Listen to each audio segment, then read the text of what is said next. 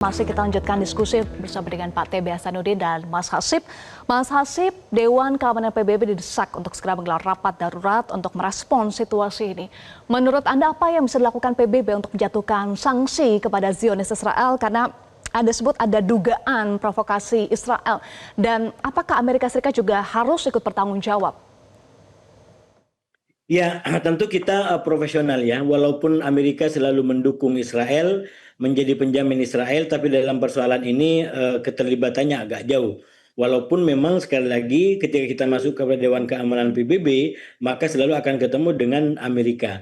Mungkin kalaupun ada proses-proses legal yang dilalui, itu tidak akan langsung mendapatkan hasil. Tapi menurut saya kesampaikan dulu hasilnya, tapi prosesnya harus ditunjukkan kepada dunia bahwa PBB mempunyai taring, bahwa PBB mempunyai karisma, bahwa PBB mempunyai hukum yang harus ditegakkan, dan ketika Israel melakukan pelanggaran-pelanggaran seperti ini, maka sekali lagi PBB harus menunjukkan bahwa dia punya martabat, dia kehormatan, sehingga ini menjadi pembelajaran juga ke depan bagi Israel bahwa tidak boleh ada negara manapun, negara anggota yang justru tidak memerhatikan ketentuan-ketentuan yang berlaku di PBB. Saya rasa itu yang bisa saya sampaikan, Mbak Eva.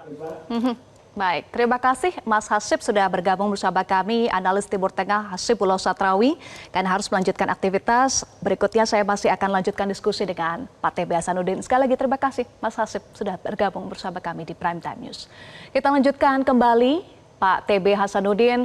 Dalam situasi saat ini, Pak TB Hasanuddin, apa yang bisa diharapkan dari martabat dan taring PBB? Ya, begini.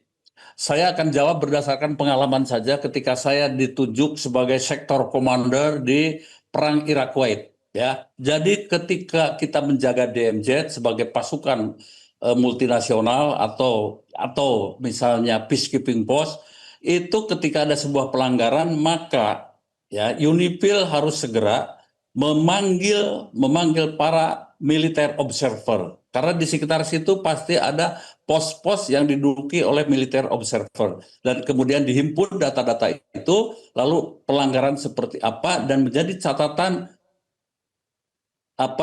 katakanlah posko dari UNIFIL. Oke, dari situ segera diturunkan tim ya yang diperkuat oleh satuan-satuan mungkin ya, terutama misalnya perwakilan-perwakilan dari masing-masing negara yang tergabung di dalam Dewan Keamanan, kemudian untuk melaksanakan atau melakukan investigasi, dan kemudian di situ meninjau TKP-nya sampai seperti itu, kemudian melihat arah tembakan dan kejadian-kejadiannya, dan diskusi dengan korban yang masih ada dan kemudian satuan-satuan lain. Dan disitulah kemudian dilakukan investigasi seperti apa. Nah, kalau ternyata ada pelanggaran yang dilakukan, katakanlah dari pasukan Israel, maka berdasarkan pengalaman, pertama, itu bisa diberikan punishment.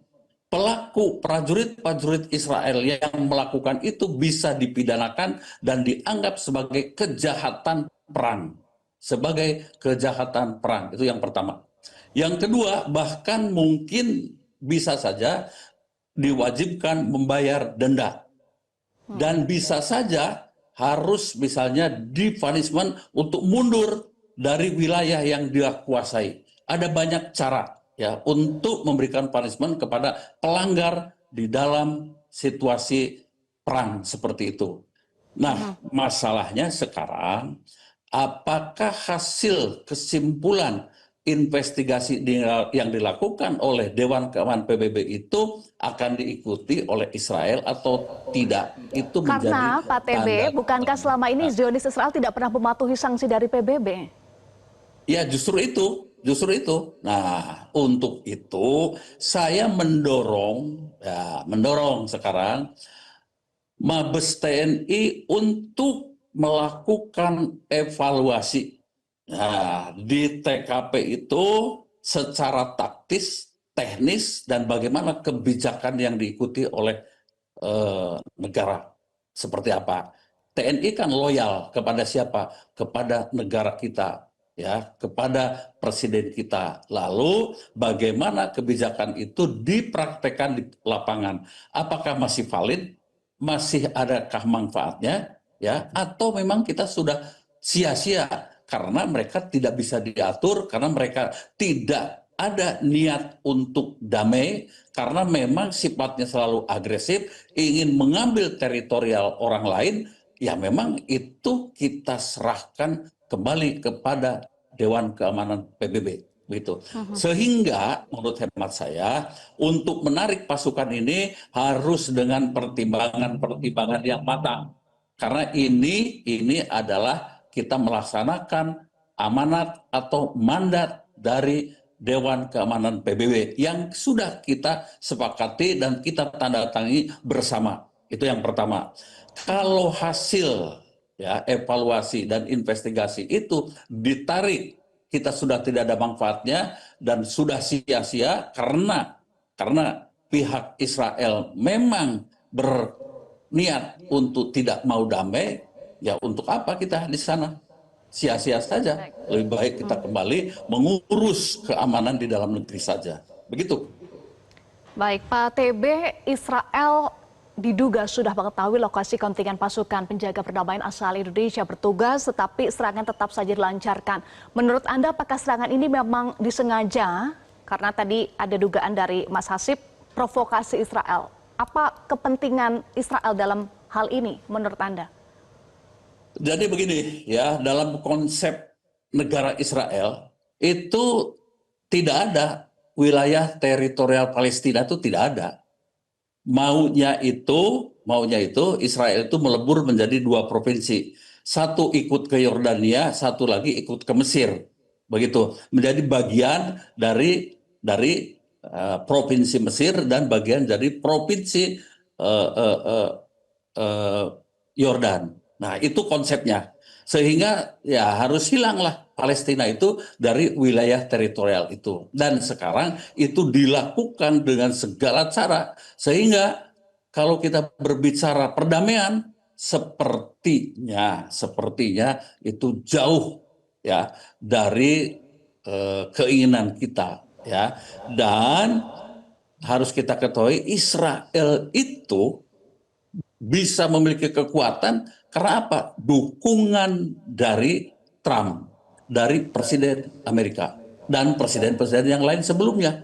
Sehingga menurut hemat saya perlu dipertanyakan ketika ada BOP yang didirikan oleh Trump, oleh Presiden Amerika yang notabene tidak menghendaki adanya Palestina. Nah, itu menjadi pertanyaan besar kita, mengapa kita memaksakan diri menjadi bagian dari BOP sementara Israel ada di sana dan kemudian Palestina sendiri tidak ada di BOP. Jadi baik, Pak harus TB. mendapat pertanyaan besar. Ya. Kembali ke kondisi di Lebanon, menurut Anda dengan melihat eskalasi yang terjadi di Lebanon saat ini, apakah misi UNIFIL, misi mulia yang dilindungi oleh hukum internasional masih relevan untuk saat ini dengan kondisi eskalasi? Ya, saya ingin tidak tergesa-gesa mundur.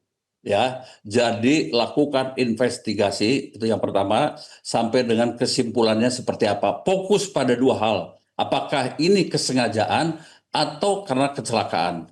Di lapangan itu bisa terjadi semuanya, ya. Kalau ini benar-benar kesengajaan dan kemudian diminta pertanggungjawaban oleh PBB, tidak ada reaksi dan kemudian membahayakan satuan kita di sana, sebaiknya mundur saja atau menempatkan posisi di mana secara taktis itu menguntungkan untuk kita. Karena selama ini titik-titik yang 2 kasih adalah titik-titik yang memisahkan kedua kekuatan yang berseteru, begitu ya. Dan kalau masih terus saja sebaiknya kita mundur. Dan ini dengan situasi seperti ini menjadi juga acuan seperti apa BOP ke depan, apalagi kita akan mengirimkan pasukan di zona tertentu dengan lebih banyak lagi sampai dengan sekitar 8.000 pasukan. Jadi ini menjadi pengalaman yang harus kita Baik. tinjau ke depan. Bagaimana ke depannya, apakah kita akan meneruskan pengiriman pasukan di BOP? Ini saja dari dulu kalang kabut. Ya, ini yang Baik, Pak paling TB. setahu saya, yang paling kredit, yang paling kemudian mengancam keselamatan itu di Libanon. Baik. Di tugas-tugas lain yang misalnya saja perang Irak-Iran dari dulu, Irak-Kuwait, kita ikut dan sebagainya, di Kamboja, di Bosnia dan sebagainya, tidak mengancam seperti ini. Itu, Tadi Pak TB ya. menyinggung soal Mabes TNI harus melakukan evaluasi taktis dan teknis ya Pak TB, karena saat ini Mabes TNI masih memonitor anggotanya bertugas di Libanon. Menurut Anda dalam situasi sekarang mitigasinya seperti apa yang harus dilakukan untuk menjaga para prajurit kita tetap aman? Singkat saja Pak TB. Ya, saya kira begini ya, evaluasi taktik dan teknis itu misalnya, apakah masih cocok juga kendaraan yang dipakai? Apakah taktik kita menempati pos-pos itu masih cukup aman? Kan bisa direvisi, ya itu. Dan kemudian bagaimana ancaman yang ada dihubungkan dengan penugasan yang diberikan berdasarkan mandat dari PBB dan berdasarkan dari mandat dari PBB. Dan kalau itu sulit untuk dikerjakan karena satu pihak dalam ini Israel tidak mau, tidak taat kepada mandat dari PBB, ya resolusi dari PBB, menurut hemat saya, ya mengapa kita tidak mundur saja, begitu. Baik, Dan kita nantikan langkah tegas dari kan ini PBB masih, ya Pak TB. ya, Baik. kita tunggulah langkah dari Baik. PBB, dan kita masih ada waktu sampai tanggal 31 Desember tahun ini, ya. Ya. Terima kasih anggota Komisi 1 DPR RI TB Hasanuddin, dan sebelumnya juga ada analis Timur Tengah Hasibullah Satrawi sudah bergabung bersama kami di Prime Time News. Selamat malam Pak TB.